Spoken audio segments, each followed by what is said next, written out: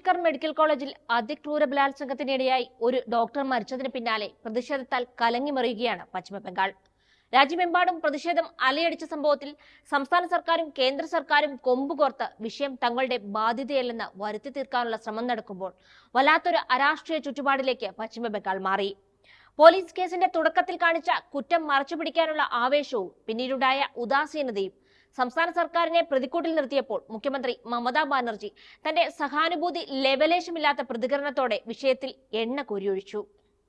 RG Kar medical കോളേജിലെ principal Sandeep ഘോഷിന്റെ രാജിവെക്കലും പിന്നീട് 4 മണിക്കൂറിനകം അടുത്ത സംസ്ഥാന സർക്കാർ മെഡിക്കൽ കോളേജിൽ പ്രിൻസിപ്പളായി ചുമതല നൽകിയതും മമതയുടെ പാർട്ടിയെയും മന്ത്രിസഭയെയും പ്രതിസ്ഥാനത്താക്കി.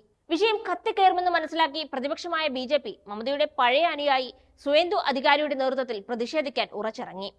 തെളിവ് നശിപ്പിക്കാനുള്ള ബംഗാൾ പോലീസിന്റെ ശ്രമങ്ങളടക്കം ജനങ്ങൾക്കിടയിൽ ചർച്ചയായതോടെ തൃണമൂൽ കോൺഗ്രസും സർക്കാരും പ്രതിരോധത്തിലായി.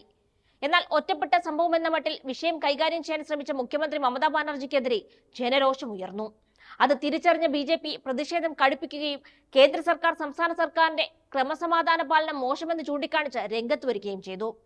ബംഗാൾ പോലീസ് കേസ് കൈകാര്യം ചെയ്യുന്നതിൽ വീഴ്ച വരുത്തിയെന്ന വലിയ ആക്ഷേപം ഉയരുകയും ക്രൂരമായി ആക്രമിക്കപ്പെട്ട് കൊല്ലപ്പെട്ട പെൺകുട്ടിയുടെ കുടുംബം മമതാ സർക്കാരിലും പോലീസിലും അവിശ്വാസം പ്രകടിപ്പിക്കുകയും ചെയ്തതോടെ തൃണമൂൽ കോൺഗ്രസും മമതയും വീണ്ടും പ്രതിരോധത്തിലായി. വീട്ടിലെ ലക്ഷ്മിക്ക് സുരക്ഷയില്ലെങ്കിൽ പിന്നെ മമതയുടെ ലക്ഷ്മി ഭണ്ഡാറിന് എന്തർത്ഥമെന്ന കൊല്ലപ്പെട്ട യുവതിയുടെ മാതാവിന്റെ ചോദ്യവും ചർച്ചയായി. സ്വന്തം സംസ്ഥാനത്ത് നടന്ന സംഭവത്തിൽ കൃത്യമായ നടപടി കൈക്കൊള്ളാനാകാതെ വിദ്യാർത്ഥി പ്രക്ഷോഭവും BJP പ്രതിഷേധവും കണ്ട് ഡോക്ടറുടെ കൊലയിൽ പ്രതിഷേധ സമ്മേളനമൊക്കെ സംഘടിപ്പിച്ച മമത ആർക്കെതിരെയാണ് ഈ പ്രതിഷേധം ഉദ്ദേശിച്ചതെന്ന ചോദ്യം പോലും ജനങ്ങൾക്കിടയിലുണ്ടായി. വിദ്യാർത്ഥി പ്രക്ഷോഭം ശക്തമായതും ഛത്രസമാജ് എന്ന സംഘടനയുണ്ടായതും മമതയ്ക്കെതിരായി രാഷ്ട്രീയ സാഹചര്യം തിരിച്ചു. കേസ് പോലീസിൽ നിന്ന് CBI ഏറ്റെടുത്തതോടെ BJP പ്രതിഷേധത്തിന്റെയും നിറം മാറി. മമത രാജിവെച്ച് പുറത്തു പോണമെന്ന ആവശ്യത്തിലൂന്നി അക്രമകരമായ രീതിയിൽ തന്നെ BJP പ്രതിഷേധം വ്യാപിപ്പിച്ചു. ക്രമസമാധാന പ്രശ്നം ബംഗാളിൽ വലിയ ചലനം സൃഷ്ടിച്ചു. BJP നേതാക്കൾ അക്രമം അഴിച്ചുവിടുന്നുവെന്ന മമതയുടെ ആക്ഷേപമൊന്നും നീതിക്ക് വേണ്ടി ബംഗാളിൽ തെരുവിലിറങ്ങിയവർ കണക്കിലെടുത്തില്ല. കേസിൽ പ്രതിയായ സഞ്ജയ് റോയ് അല്ലാതെ മറ്റൊരു പ്രതിയെ കണ്ടെത്താൻ CBIക്കും ഇതുവരെ കഴിഞ്ഞിട്ടില്ല. ഇത് ചോദ്യം ചെയ്താണ് പ്രതിയെ പിടികൂടിയത് കൊൽക്കത്ത പോലീസ് തന്നെയാണെന്ന് ചൂണ്ടിക്കാട്ടി സമരത്തിന്റെ ചൂട് കുറയ്ക്കാനുള്ള മമതയുടെ ശ്രമം. CBIക്ക് കൂടുതലൊന്നും ഇതുവരെ കണ്ടെത്താനായില്ലെങ്കിലും മമത സർക്കാരിനെ താഴെയിറക്കാനുള്ള തുറുപ്പുചീട്ടായി BJP കൊൽക്കത്തയിൽ ഇറങ്ങി കളിക്കുകയാണ്. കൊൽക്കത്തയിൽ പ്രക്ഷോഭങ്ങൾ തുടരുന്നതിനിടയിൽ ബംഗാൾ ഗവർണർ CV ആനന്ദ ബോസ് മമതയ്ക്കെതിരായ നീക്കങ്ങൾക്കായി പ്രധാനമന്ത്രി നരേന്ദ്രമോദിയെയും ആഭ്യന്തരമന്ത്രി അമിത്ഷായെയും കണ്ടത് തന്ത്രപ്രധാനമാണ്. തന്റെ രാജി ആവശ്യം കനത്തതോടെ മമത തിരിച്ചടിക്കാൻ ഇറങ്ങിക്കഴിഞ്ഞു. കേസ് ഏറ്റെടുത്ത 16 ദിവസം കഴിഞ്ഞിട്ടും നീതി എവിടെയെന്ന് CBIയോട് മമത ചോദിക്കുന്നു. അവർ കേസ് കണ്ടെത്താനല്ല, പക്ഷേ വിഷയത്തിൽ കാലതാമസം ഉണ്ടാക്കാനാണ് എത്തിയതെന്നും മമത കുറ്റപ്പെടുത്തി.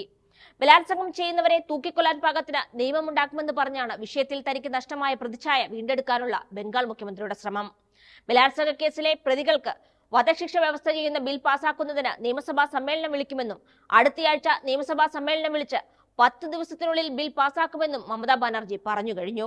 തന്നെ കഴിഞ്ഞ കുറച്ചു ദിവസങ്ങളായി വട്ടം ചുറ്റിക്കുന്ന BJPക്ക് ഒരു ചെക്ക്മേറ്റും ഈ തീരുമാനത്തിലൂടെ മമത ലക്ഷ്യം വെക്കുന്നുണ്ട്.